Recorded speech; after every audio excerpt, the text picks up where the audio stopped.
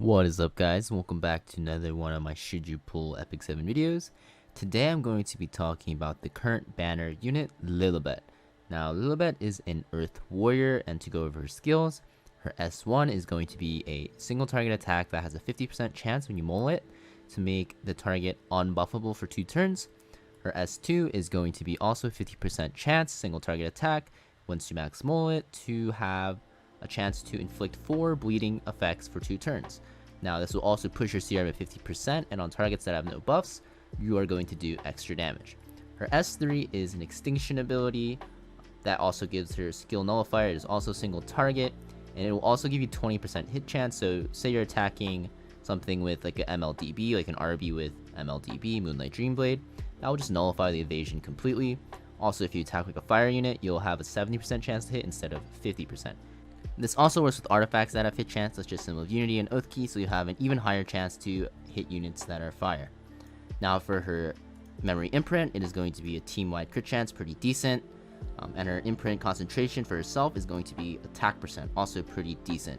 The only thing is crit chance for the team is kind of weird, because then you have to adjust your team's gear, so you have less crit chance from gear, and you can make it up with the crit chance imprint, which is weird because if you use those units that you want to use with Lilibet that rely on her imprint, it means that if you use them without their crit chance will be, not 100% or as high as it should be. So, how is Lilibet? Now, Lilibet is pretty useless in PvE. I think the only usage I've ever seen in PvE is for S3 as a one-shotter for Banshee 13. But even then, she is far below the top one-shotters such as Baiken, and with Ram, the free ReZero unit that came out. Ram is also very good, so I don't know why I use Lilibet over her. Valen is still better than her, Euphine is better than her, I think even Mighty Scout is better than her, the 2-star fodder, so yeah, I don't think she ever sees usage in PvE, only people that really like her that want to use her in Banshee 13 one-shot for some reason. For PvP, which she was primarily designed for, she's still very weak. Mostly her S3 is her big kick, she's going to, extinct the unit. Skill nullifier is nice too, and the hit chance is kind of nice for, Moonlight Dreamblades. So she's primarily a RB counter, right? Because you can counter the Moonlight Dreamblade and you have Extinction. But even then, like, I don't know why you take her over other units like Cigarette. Like, Cigarette's free to play because you get her from the selective summon. And she also has an Extinct on her S3, you can use her. But, Lilibet is okay as a RB counter if you want to build her for that. Not terrible, I guess, as an RB counter. But her other skills are pretty useless, right? Like, ST4 bleeding is pretty cool. But the thing is, there's a lot of cleansing in the game now. And also the damage dealt when the target isn't buffed. Like in PvP, a lot of units will be buffed with immunity or barriers or whatnot, so you won't really get the bonus damage too much. And the buff on S1's okay, but like I said, there's a lot of cleansing. Actually, the S1's like kind of underrated, but yeah, you don't really use it as an S1 unit. You just kind of just S3 and you're kind of done with the skill nully, and you just S2 after. So in PvP, she's pretty bad as well, in my opinion. Only an RB counter. Would I pull for this unit? Absolutely not. No way in hell I'd pull for her.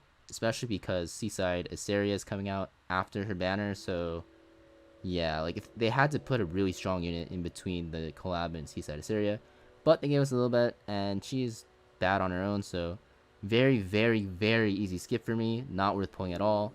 Now to go over her artifact, Creation and Destruction.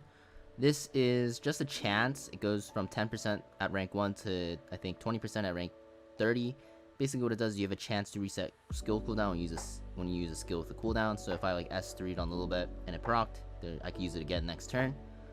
Too much RNG, not really worth using at all. I think the only units that would use it are like Dark Corvus. You could cheese as S3, but even then they're way better options, especially for the warrior slot. You're never going to want to take this over like Sigurd Scythe or Draco Plate.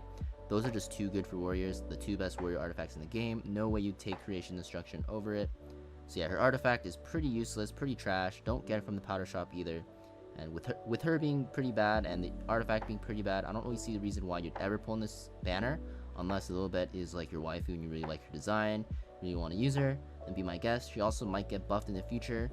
She did get exclusive equipment recently, but it's pretty useless to be honest. None of the effects are good enough to make your meta. So yeah, I would say this is a very, very easy skip on this banner because the unit and the artifact are pretty bad, but be my guest and pull her if you want. Seaside Iseria is around the corner though, so yeah, I probably wouldn't waste my resources on this banner unless you already have a lot saved up. So yeah, that's my review on Lilibet and whether you should pull or not. Hopefully this helps you out and will help you decide whether you want to pull for it or not. Obviously, I think most of you guys won't pull because I said she's just terrible and everything, but yeah, thanks for watching, guys, and leave a like, comment, and subscribe. And as always, thank you for watching, and see you guys next video.